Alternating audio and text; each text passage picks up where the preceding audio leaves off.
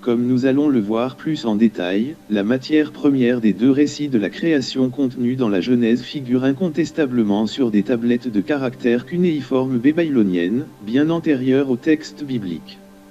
Ces écrits très anciens sont d'ailleurs à l'origine de certaines civilisations décrites dans l'Ancien Testament. En outre, ils contiennent des informations qui vont dans le même sens que certaines croyances et traditions de plusieurs autres civilisations, disparues ou non sont certaines n'ont eu aucun contact avec le peuple de la Mésopotamie, à l'exemple des ethnies amérindiennes.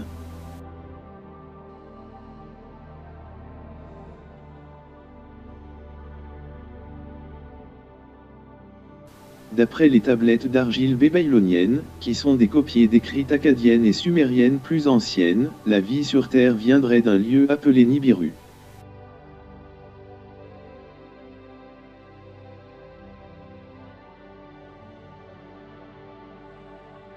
L'auteur américain Zecharia Sitchin dit qu'il s'agirait d'une hypothétique 10e planète qui graviterait dans notre système solaire. Il soutient qu'elle a une orbite elliptique et excentrique de 3600 ans par révolution. C'est de ce corps céleste que seraient venus les Anunnaki, les dieux correspondant aux Elohim de la Torah que la Bible traduit par Dieu. À la distance immensément plus éloignée que celle de Pluton, et ce qui aurait pour résultat de transformer tous les êtres vivants en produits surgelés pendant plusieurs centaines d'années. Or, les Elohim des Hébreux ne sont autres que les Anunnaki des Sumériens, lesquels auraient eu des connaissances en astronomie obtenues grâce à ces entités, et certains auteurs modernes engagés n'ont pas hésité à les identifier à des extraterrestres. Dans cette hypothèse, une origine martienne serait beaucoup plus logique. En effet, il existe sur Mars des structures étonnantes qui suggèrent fortement des ruines de construction, mais ceci est une autre énigme qui reste encore à résoudre. En outre, il existe une photo de Mars prise par le télescope Hubble qui montre le halo atmosphérique bleu qui entoure la planète. Elle a été prise le 27 août 2003. D'autres clichés du sol martien semblent aussi aller dans le sens du ciel bleu sur une planète censée être rouge. Et qui dit eau et atmosphère, dit vie. Autrement dit, des formes végétales et animales ont pu naître sur Mars avant que la Terre et qu'une espèce intelligente comme la nôtre a pu s'y développer et pourquoi pas, exporter la vie. Depuis environ une trentaine d'années, bon nombre d'écrivains émirent diverses spéculations sur ce qu'il faut penser de certains épisodes de la Bible. C'est surtout dans la Genèse que se trouvent ceux qui nous intéressent ici en premier chef. Ils sont relatifs à l'aménagement de notre planète et à la création de la vie parce que les créationnistes les désignent à tort par Dieu. L'erreur commise par certains auteurs est de s'être appuyés sur les deux récits de la création qui figurent dans le livre le plus lu au monde pour tenter de trouver une autre explication. D'une façon générale, ils ont attribué la création à des voyageurs cosmiques. En fait, il faut plutôt remonter aux sources de la Genèse pour être plus crédible, et c'est ce à quoi nous nous employons ici.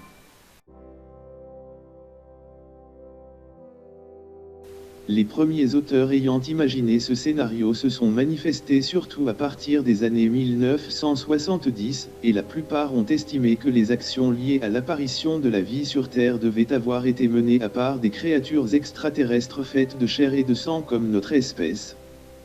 Beaucoup ont même affirmé que les premiers humains de notre planète avaient été façonnés à l'image de ces visiteurs venus. Autrement dit, nos créateurs seraient des hommes comme nous, une sorte de colonisateurs venus d'une planète lointaine en étant très reculés. Ces créateurs d'origine étrangère à notre planète auraient eu à leur disposition une technologie très supérieure à celle dont nous disposons actuellement. Elle impliquerait entre autres domaines, les voyages dans l'espace dans des vaisseaux très performants et des capacités énormes en matière de génie génétique. Le chercheur qui a creusé ce sujet en allant beaucoup plus loin dans sa quête est Zecharia Sitchin. Son mérite est d'avoir été le premier à consulter carrément les écrits originels de la création d'où ceux de la Genèse sont issus. Le nombre de travaux faisant autorité qu'il a consultés est très impressionnant. La plupart de ces sources citent des traductions de textes gravés sur des tablettes d'argile cuites de caractères cunéiformes exhumés depuis plus d'un siècle sur divers sites archéologiques de l'ancienne Mésopotamie. En dépit de ces quelques carences qui se situent uniquement au niveau de l'interprétation de certains textes, il y a quand même réussi à exhumer de l'oubli, des données intéressantes à plus d'un titre dont le contenu, au minimum, élimine définitivement l'hypothèse créationniste et met du plomb dans l'aile de l'évolutionnisme. Avant d'évoquer ces textes plus que millénaires, un court rappel des grandes étapes de l'histoire de la Mésopotamie est nécessaire pour qu'on puisse mieux situer le contexte historique du sujet traité. Entre 7000 et à 5000, période proto-mésopotamienne, Jarmu, Oubed, etc. Entre 5000 et 4500, première poterie à Assuma Samara. Entre 4500 et 3500, civilisation puissante d'El-Obeid avec les villes d'Ridu, Er et Uruk. Vers 4000, les premiers Sumériens apparaissent, mais on ne connaissait pas leur provenance. Entre 3500 et à 3100, apogée d'Uruk.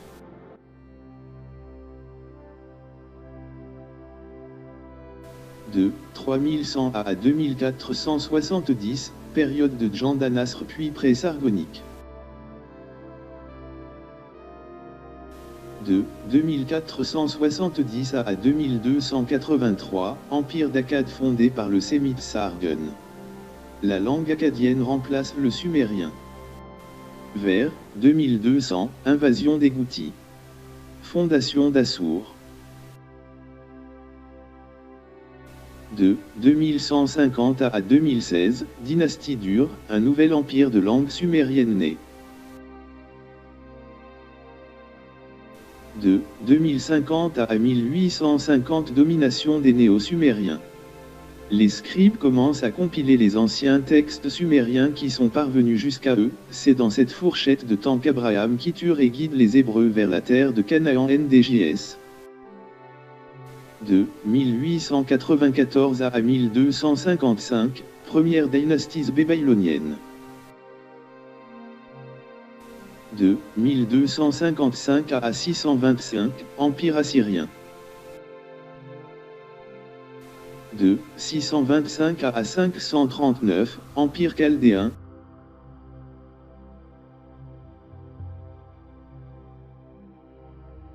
Les différents peuples qui se sont succédés en Mésopotamie ont repris en gros la même histoire de la création dans leurs mythes. Cependant, ils ont plus ou moins modifié certains noms propres de dieux et de héros, dont celui du dieu suprême qui commandait les autres de rang inférieur, en fonction de leur panthéon respectif. De même, ils ont changé la structure de certains épisodes pour l'adapter à leurs interprétations personnelles. Le récit de la création Enuma Elisha a été publié pour la première fois en anglais dans le livre de LW en 1902. Signalons pour la petite histoire que les grands dieux des peuples anciens et du Proche-Orient ont porté un nom différent selon les ethnies qui leur rendaient un culte. Pour les anciens peuples de Mésopotamie, d'où sont issus les Hébreux, on peut citer dans l'ordre chronologique Anu puis ses deux fils Enlil et Enki, pour les Sumériens. Marduk ou Enlil et Enki ou Ea pour les Akkadiens et les Babyloniens. Assur, dieu suprême pour les Assyriens. Yahvé, ou Yahweh, dieu suprême pour les Hébreux.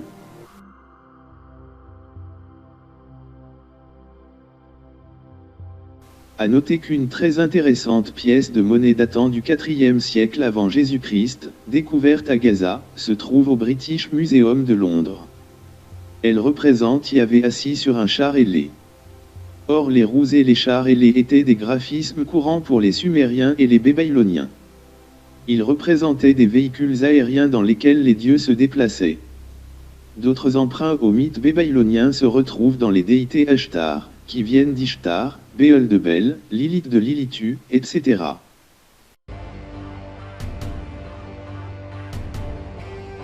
Elohim est la transcription d'un mot hébreu de la Torah à partir de sa prononciation originale. C'est d'ailleurs le mot-clé plus qui a inspiré tous les amateurs d'ancêtres ou de créateurs extraterrestres, car il s'agit d'un nom pluriel dont le singulier est Eloah. Dans la langue hébraïque, le suffixe « im » indique systématiquement le pluriel. Or, la plupart des Bibles traduisent sciemment ce mot par Dieu, nom singulier auquel une majuscule a été donnée par la religion pour souligner la puissance et la majesté de l'entité. Cela constitue un acte manifeste de malhonnêteté intellectuelle. Car un nom pluriel ne se traduit pas par un nom singulier quand on veut restituer le sens d'un mot étranger le plus exactement possible. Cette tricherie a commencé dès la traduction de la Bible des Septante par des hellénistes, lesquels ont carrément rendu Elohim par Osias, le Dieu. Elle avait, d'ailleurs été dénoncée par Voltaire dès 1765 dans son texte sur la Genèse qui figure dans son dictionnaire philosophique. Ce véritable tour de passe-passe, un parmi bien d'autres, a été exécuté dans l'intérêt d'un monothéisme radical. Il ne fallait surtout pas laisser aux croyants la possibilité d'être envahis par le doute devant la pluralité d'un Dieu censé être unique. Pour citer un exemple récent, la Bible Hostie, dans son introduction au Pentateuque, persiste et signe avec la citation suivante. Ils furent prêts pour la fête, et ils prirent place au banquet. Ils mangèrent du pain, ils mélangèrent le sésame et le vin. Les poissons agréables, la viande, ce qui cause à leur confusion. Les breuvages les rendirent ivres, leurs corps en furent gavés. De quoi se poser beaucoup de questions sur l'identité réelle de ces créatures, tout comme sur ce qu'il faut penser du comportement des religions qui l'ont grandement exagéré. Si nous nous fions totalement à l'extrait qui vient d'être cité, nous pourrons déjà affirmer d'emblée que les Anunnaki n'avaient strictement rien à voir avec des divinités quelconques puisqu'elles se comportaient comme de la soldatesque. Ce constat suggère par conséquent que leur nature devait être matérielle plutôt que spirituelle, du moins c'est ce qui transparaît dans l'extrait qui vient d'être cité. Les Sumériens appelaient ces êtres Anunnaki, venus des cieux sur terre. Qui est le nom de la terre en sumérien. Toutefois, nous verrons à la fin, que les textes babyloniens révèlent une autre identité de ces créatures, totalement inattendue. Quant aux Akkadiens, ils les désignaient par Ilu, terme qui a donné Elle en hébreu. D'ailleurs, elle était une divinité suprême qui dominait le panthéon cananéen, ce qui montre bien la déformation du sens ce terme selon les ethnies qui en faisaient l'usage. C'est un nom à la fois personnel du dieu et une traduction générique voulant dire « autre divinité ». Elle était considérée comme le père de l'homme, et surtout, le créateur de toutes choses créées et seul à pouvoir conférer la royauté. Elohim a évolué aussi dans son interprétation depuis des siècles. Initialement c'est la version hébraïque du terme akkadien Ilu, qui se traduit par « Seigneur » ou « Maître », puis les Babyloniens en ont fait des dieux.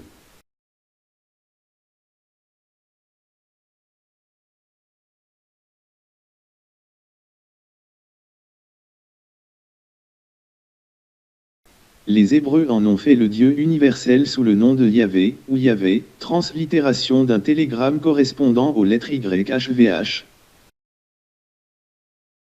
Quant aux autres entités portant un nom propre qui figurent dans l'Ancien Testament, les théologiens juifs les ont considérés comme les déités du paganisme, lesquels ont été assimilés à de faux dieux ou encore à des démons. Même le célèbre astronome, Eddie Barnke, Carl Sagan a reconnu dans un livre écrit en collaboration avec I.S. Shklovsky, que les créatures supérieures qui auraient apporté certaines connaissances scientifiques aux Sumériens, n'étaient pas des dieux. Il affirme qu'il les désignait par divers termes tels que « être »,« demi-démon » et « personnage ».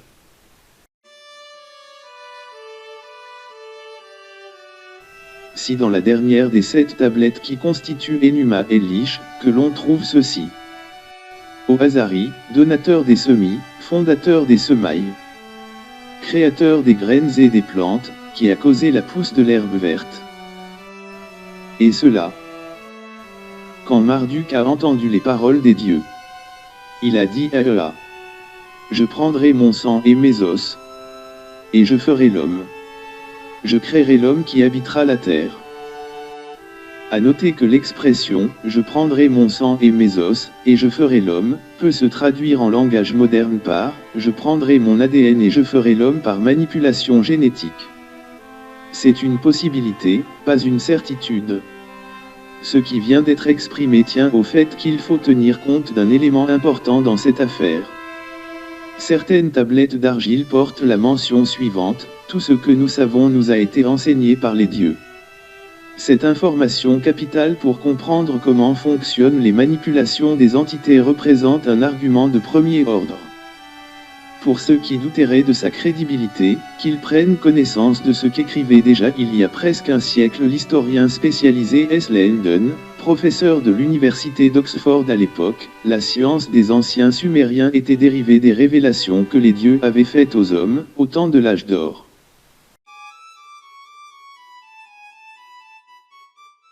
Les 7 tablettes de la création, rappelons-le, proviennent de la bibliothèque d'Assurbanipal à Ninive, roi d'Assyrie de 669 à 631 avant Jésus-Christ.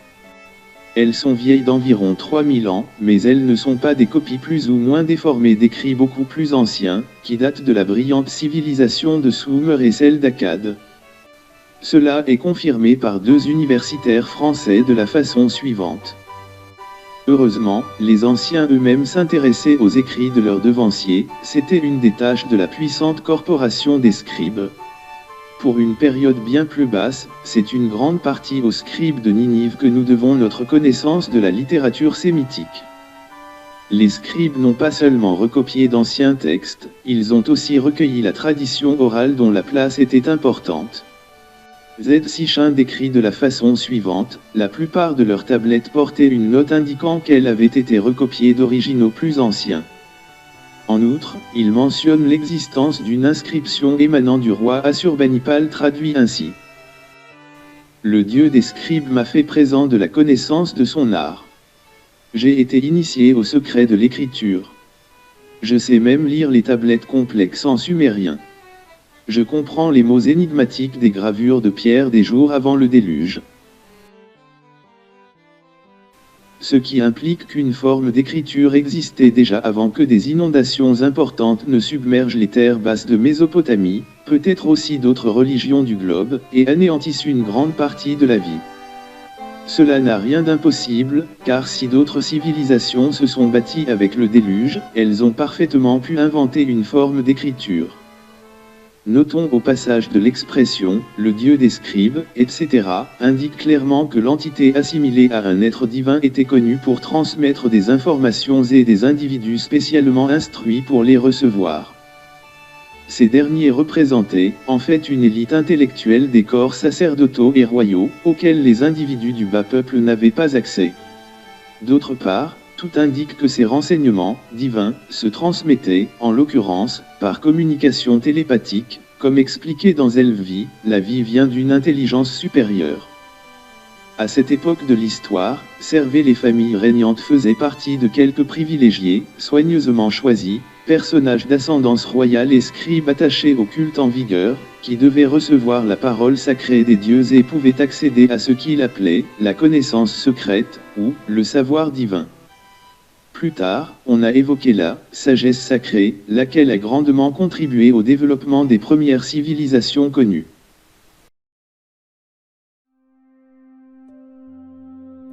Enuma Elish, une transposition plus ou moins modifiée d'un écrit antérieur sumérien. Atrahasis.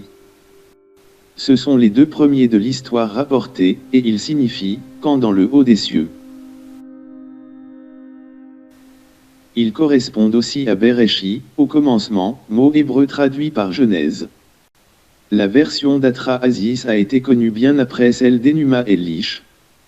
C'est à partir de nombreux fragments des versions babyloniennes et assyriennes qu'elle a pu être reconstituée en entier par W. G. Lambert et A. R. Millar qui l'ont publiée dans leur livre en 1970. Ces 2 scientifiques sont, d'ailleurs, parvenus à la conclusion que le récit était issu de versions sumériennes antérieures. Les textes de caractères cunéiformes les plus complets qui ont pu être reconstitués l'étaient en langue akkadienne, qui était celle des Babyloniens et des Assyriens, peuples qui ont succédé aux Sumériens. Les premiers, grands dieux, sumériens appartenaient à la même famille, puisque le premier couple, divin, géniteur des autres grands dieux était formé d'Apsu et de Tiamat, les dieux principes créateurs de la terre originelle née des eaux primordiales. Apsu symbolisait les eaux douces et Tiamat les eaux salées.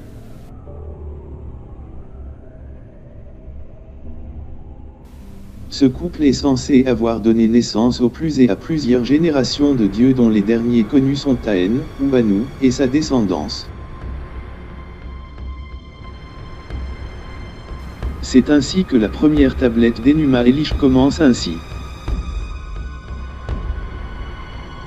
Quand dans le haut des cieux rien n'était nommé, et que la terre en dessous ne portait pas encore un nom, et que l'Apsu primordial, qui a été le générique géniteur des dieux, et le chaos, Tiamat, la mère de tous, mêlaient indistinctement leurs eaux, et que par un seul champ n'existait, aucun marais n'était visible, quand aucun dieu n'existait, et que personne ne portait de nom, et n'avait aucun destin. Alors les dieux ont été créés au milieu des cieux, etc. D'après ces extraits, les dieux créateurs auraient eux-mêmes été créés, mais nous verrons par la suite de nombreuses contradictions figurent dans ces écrits plus ou moins modifiés par les divers groupes ethniques qui se sont succédés en Mésopotamie. Deux autres récits de la création figurent dans le second volume d'Enuma Elish de L.W. King, peut-être des copies de tablettes akkadiennes. Voici un extrait du premier. Il fut un temps où Marduk créa les dieux, les Anunnaki. Il créa l'herbe, les marais, les roseaux et les arbres. La vache et son petit leveau, la brebis et son petit agneau. Les plantations et les forêts. Citons encore un extrait important. Quand les dieux tous ensemble eurent fait le monde, et qu'ils eurent créé les cieux et formé la terre, et qu'ils eurent apporté des créatures vivantes, et façonné le bétail des champs et les créatures de la ville. Et lorsque les bêtes du champ et les créatures de la ville furent divisées, alors, Nimijiazag façonna de petites créatures. Parmi toutes les bêtes, il fit leur forme glorieuse. À noter deux éléments intéressants dans les lignes qui viennent d'être citées. Premièrement, il est dit que les créatures vivantes ont été apportées. Ceci implique une importation, donc une possible origine exogène d'espèces animales au minimum, et végétales au maximum. Quant à l'expression « façonner le bétail », elle suggère une action de type modification génétique visant à la domestication d'animaux d'élevage. Deuxièmement, puis, les bêtes des champs et les créatures des villes ont été divisées. Nous ignorons les termes employés en écriture cunéiforme pour différencier les bêtes des champs des créatures des villes, mais en anglais le distinguo est fait, cattle pour bétail, et beast pour bêtes sauvages. Si cette même différence existe sur les tablettes originelles qui comportent ce texte, cela indique que les animaux domestiques ont pu être transformés à partir d'animaux sauvages, chaque catégorie vivant en milieu séparé.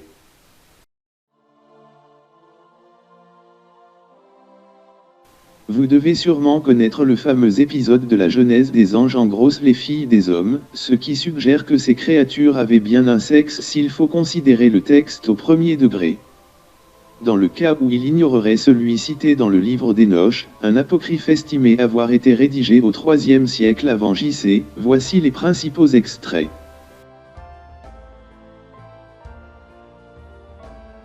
Verset 1, quand les enfants des hommes se furent multipliés dans ces jours, il arriva que des filles leur naquirent élégantes et belles.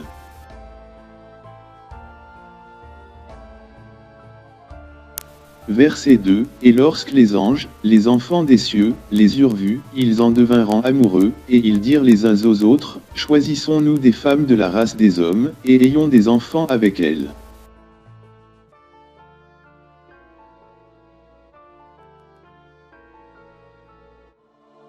Verset 9, voici le nom de leur chef, Samiasa, leur chef, Urakabaramil, Abikail, Tamiel, Ramuel, Daniel, Azkael, Sarakmial, Azael, Armers, Baral, Anan, Zavebé, Sansaval, Ertael, Turel, Yomiael, Arazael, tels furent les chefs de ces 200 anges, et le reste étaient tous avec eux.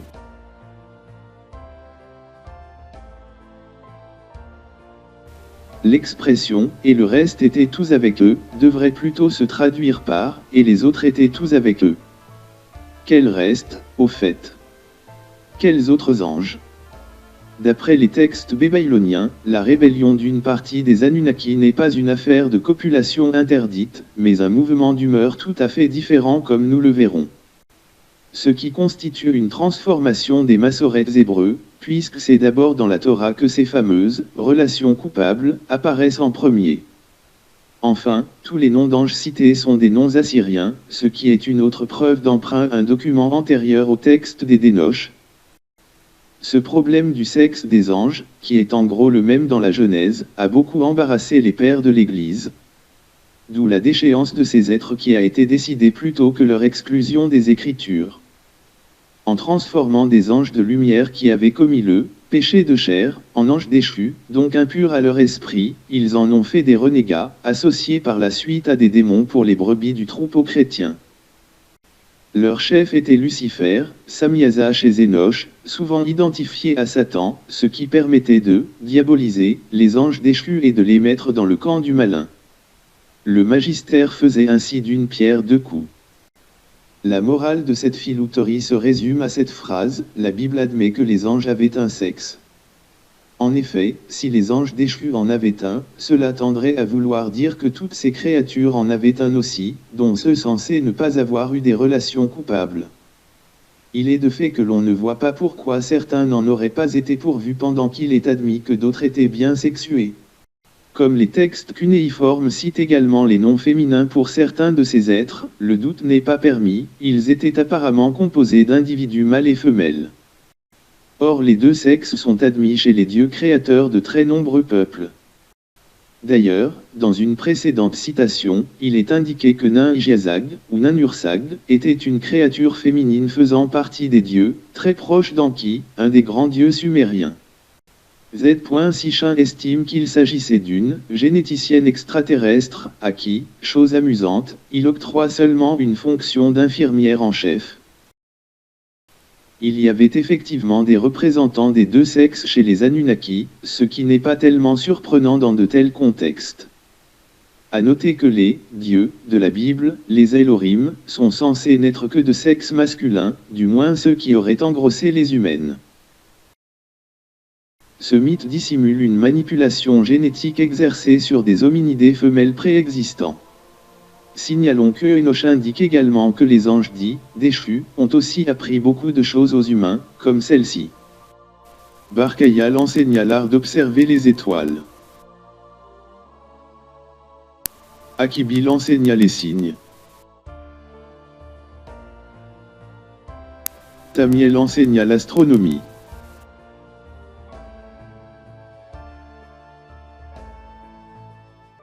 Ce qui montre que Z.Sichin est dans le vrai quand il dit que les Sumériens savaient qu'il y avait au moins 9 planètes dans notre système solaire, sans avoir le moindre télescope à leur disposition. Il leur avait même attribué un nom. On peut donc penser que les Anunnaki sont bien à l'origine de connaissances que ces peuples anciens étaient incapables d'obtenir par leurs propres moyens.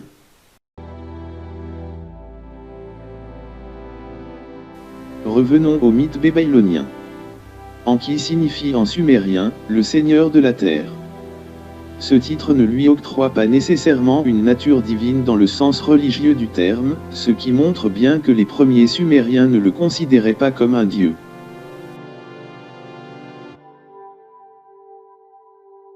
Enki, comme déjà dit, avait pour père Aen, ou Anu pour les Akkadiens, qui était le chef suprême de Nibiru. Enki était censé être bienfaisant, alors que son frère Enlil avait des comportements incluant le désir de détruire l'espèce humaine à peine créée. Il y a également un parallélisme entre les 7 tablettes d'Enuma Elish et les 7 jours de la création dans la Genèse. De même, on les trouve mention d'un conflit entre grands dieux et d'une rébellion matée de dieux inférieurs qui se seraient soulevés contre leur hiérarchie. Voilà une première indication de la différence entre ces créatures. Il y avait, semble-t-il, au moins 3 catégories d'êtres. Les grands dieux qui commandaient, et les dieux inférieurs, eux-mêmes composés d'Anunnaki et d'Ijiji qui exécutaient leur ordre et fournissaient la main-d'œuvre. On trouve aussi dans d'autres écrits babyloniens les eunélogistes suivants. Un déluge particulièrement dévastateur, croyance ancienne quasi universelle. Un héros correspondant à Noé qui, sur ordre d'Enki, construit une arche pour sauver sa famille, des plantes et des couples d'animaux. Il est cité dans tous les mythes des civilisations disparues du Proche-Orient sous un nom différent. Un dragon vaincu par le glaive d'un dieu. Un personnage correspondant à Moïse.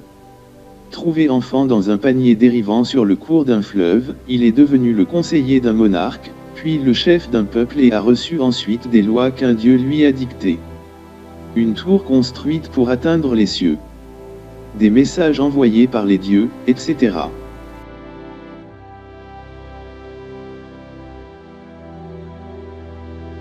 Le correspondant de Moïse est le roi Sargon, lui-même d'origine sémite, ce qui pourrait vouloir dire que l'histoire du premier est la transposition de celle du second. Les Noé de Mésopotamie ont été Ziusudra, ou Ziusudu, pour les Sumériens, et Utnapishtim, ou Mapishtim ou Umnapishtim, pour les Akkadiens.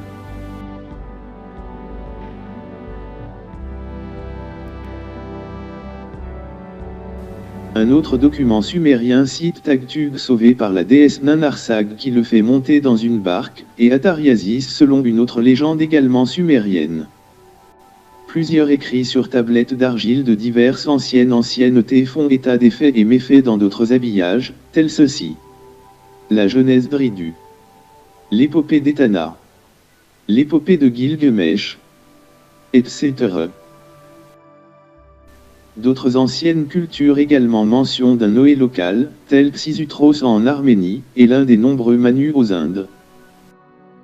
Si la Genèse a été dictée par Yahvé comme le prétend la traduction judaïque, l'entité a dû largement puiser son inspiration dans l'esprit de celui qui l'a transcrite, d'autant que le rédacteur ne devait pas ignorer les sources des mythes de sa religion. En effet, les Hébreux conduits par Abraham sont des Sémites venus d'Ur, colonie syrienne de Mésopotamie. Du reste, en 1975, on a retrouvé à Ebla, en Syrie, des tablettes datantes de 2500 ans avant JC, sur lesquelles figure la forme Abramu, qui correspond à Abraham.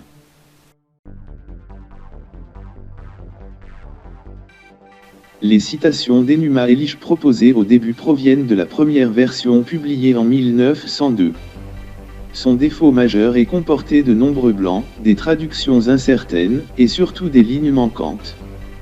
C'est ainsi que sur la 6e tablette, les 10 premières lignes sont incomplètes, et celles allant de la 22e à la 100e sont absentes. Plus tard, la presque totalité du texte a pu être reconstituée, ce qui est laissé apparaître les raisons de la création de l'espèce humaine.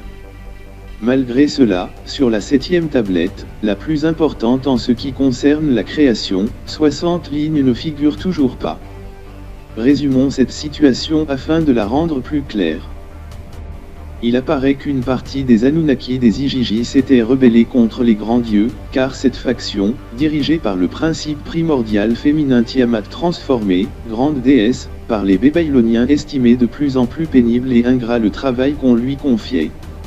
La situation s'est envenimée pour déboucher sur un conflit armé. Quand la rébellion a été jugulée, il y a eu une réconciliation et Marduk a tracé une nouvelle fois en déchargeant les protestataires de certaines besognes manuelles et l'espèce humaine semble avoir été créée les accomplir. Des désaccords au sein de certains Anunnaki du courant ont fait qu'elle a failli être supprimée avant même d'être utilisée. Voici quelques extraits, ce qui vient d'être énoncé de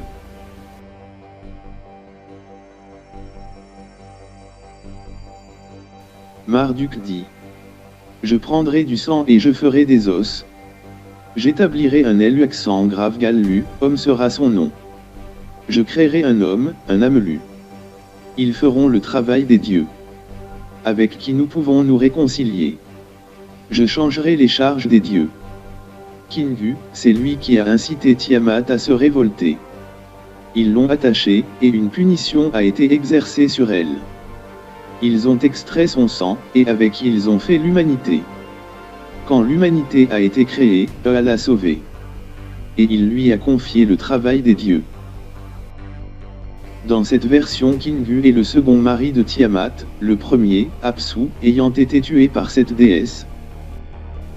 Le Seigneur, qui a eu pitié des dieux prisonniers, qui a ôté le joug qui pesait sur ses ennemis les dieux, et qui, pour leur pardonner, a créé l'espèce humaine. Les 7 tablettes d'Enuma Elish ne précisent pas quel genre de labeur des hommes ont été créés. Toutefois, une version bilingue babylonienne de la création indique ceci. Marduk.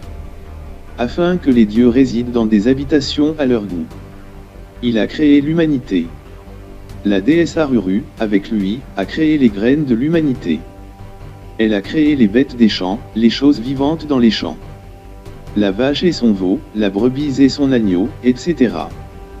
S'il faut s'en remettre à ce document étranger à Enuma Elish, il s'agissait pour les Anunnaki, de faire de la main-d'œuvre pour effectuer des travaux de construction, une sorte d'homme de peine à qui il a fallu donner tous les éléments nutritionnels et environnementaux pour subsister. Cela paraît difficile à croire pour des êtres sans aucune instruction. Une autre raison beaucoup plus vraisemblable sera donnée par ailleurs dans ce chapitre. Notons que le fait pour l'entité mâle Marduk de faire appel à l'entité femelle Aruru pour lui fournir des graines afin de créer l'espèce humaine, suggère une manipulation génétique à partir de l'ADN de ces deux Anunnaki. Dans la prochaine partie sur les dieux créateurs, nous invoquerons les thèmes suivants. Travailleurs non syndiqués. L'homme à l'image de Dieu. La nourriture des dieux. Problème. Un mythe universel. Les mythes des Indes. Les mythes d'Amérique et d'Afrique. Que conclure? Merci de votre attention.